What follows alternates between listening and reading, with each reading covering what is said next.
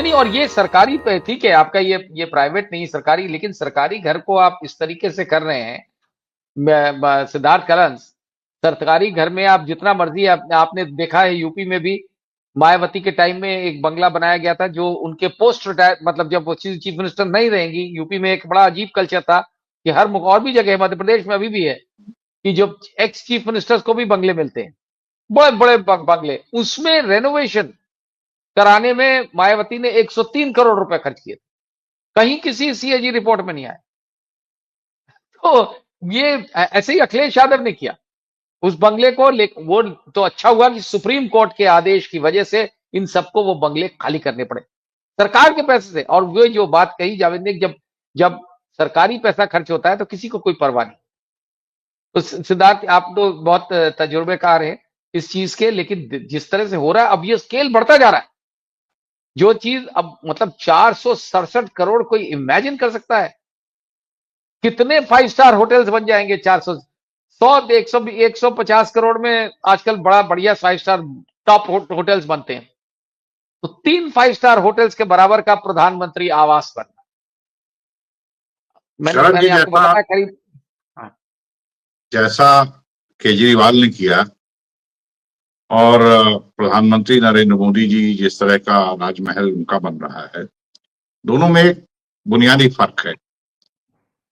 प्रधानमंत्री नरेंद्र मोदी किस तरह के कपड़े पहनते हैं, कौन सी कलम इस्तेमाल करते हैं, कौन सा चश्मा है उनके पास।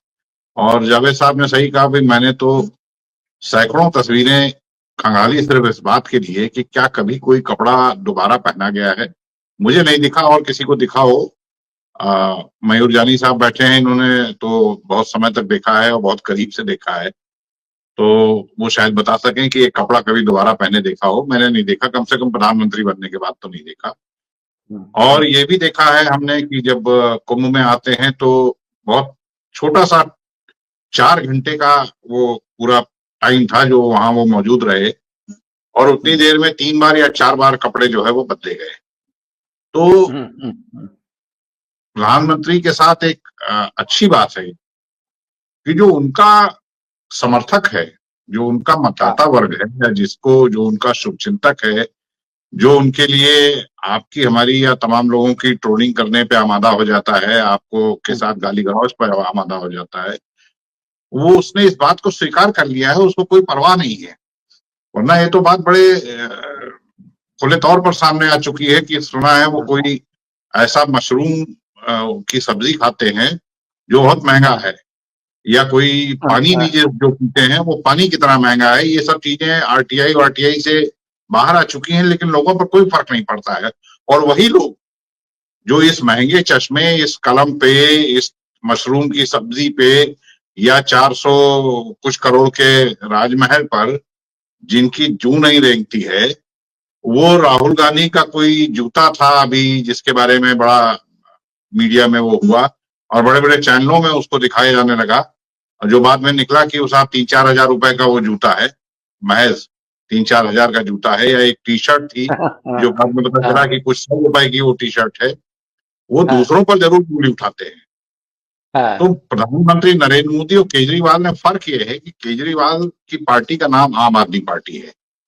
केजरीवाल वैगनार से चल रहे थे, केजरीवाल पुराने फ्लैट में रह रहे थे, केजरीवाल को ये माना जा रहा था कि ये उस राजनीति के विरोध में आए हैं जो परंपरागत राजनीति है, जिसमें इस तरह की चीजों पर निर्लज्जता के साथ खर्च किए जाते हैं और कोई परवाह नहीं की जाती है, जो एक स्पेंडथ्रिफ्ट एटीट्यूड के साथ सरकारी पैसों को के साथ जो व्यवहार करते हैं, उसके खिलाफ एक राजनीति खड़ी की थी।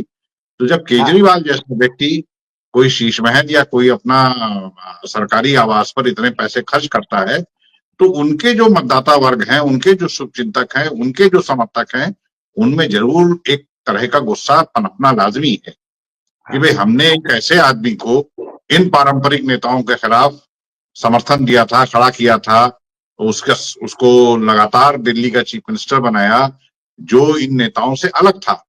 तो आप तो कहीं से अलग नहीं है, बल्कि आप उसी में शामिल हो गए हैं, और आप ज्यादा शेमलेसली उस तरीके से आप खर्च कर रहे हैं।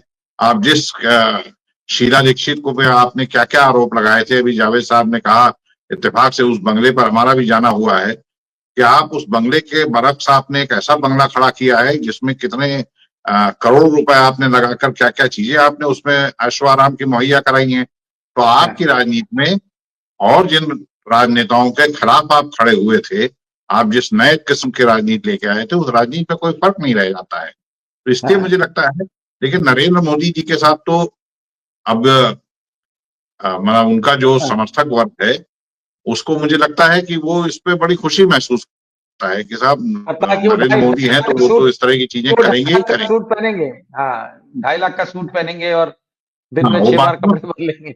हाँ, वो बाकियों से नैतिकता की, बाकियों से मितव्ययिता की, बाकियों से आम आदमी की तरह रहने की उम्मीद तो करता है, लेकिन नरेंद्र मोदी से नहीं करता है। उसने शायद इसीलिए उनको कुछ लोगों ने, उनकी ही पार्टी के लोगों ने उनको भगवान का, अवतारी पुरुष का और जाने, और वो खुद ही अपने आप को नॉन बायोलॉजिकल भी बताते हैं कि उनको पुरुष से ऊपर जो है हम लोगों की तुलना में उनको कोई अलग चीज, उन्होंने अपने आप को एस्टेब्लिश किया है। वो बताते हैं कि उनके लिए कोई ये बड़ी चीज नहीं है।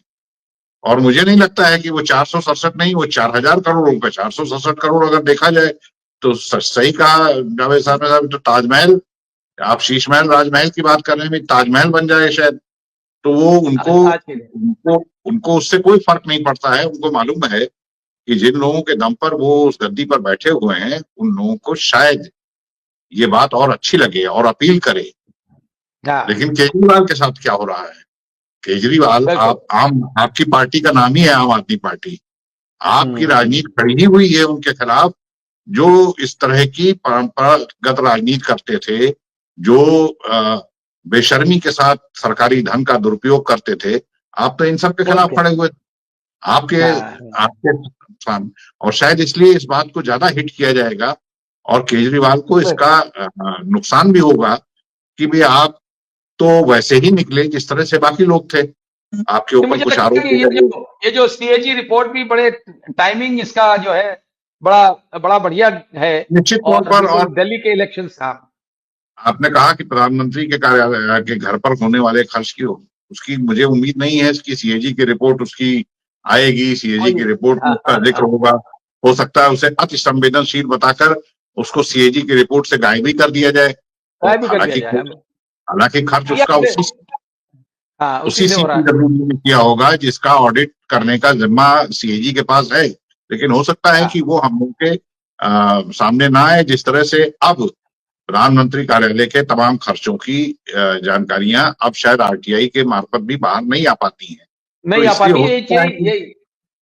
हो सकता है कि सीएजी की रिपोर्ट में ये चीजें निकलकर बाहर ना भी आए। लेकिन उससे भी बड़ी बात यह है कि जो जिसकी नुमाइंदगी करने का दम भरते हैं हमारे प्रधानमंत्री, उन लोगों को इस तरह के बेशर्म निर्लज खर्च से कोई फर्क पड़ता भी है? मुझे नहीं दिखता है कि कोई फर्क दिखता है। मुझे लगता है कि उनको बड़ी खुशी होती है। और दोहरा चरित्र का आलम यह है कि वही लोग जो प्रधानमंत्री के लाखों के सूट पर, लाखों के चश्मे और कलम पर कोई सवाल नहीं खड़ा करते हैं, वही किसी विपक्ष के नेता के एक मामूली जूते पर या एक टी शर्ट पर इस तरह करके, और गोदी मीडिया बाकायदा उस पर प्रोग्राम चलाता है। बिल्कुल, तो बिल्कुल। ये दोहरा चरित्र शायद भारतीय जनता की एक वो बन चुका है, हमारे पत्रकारों का भी एक वो बन गया है।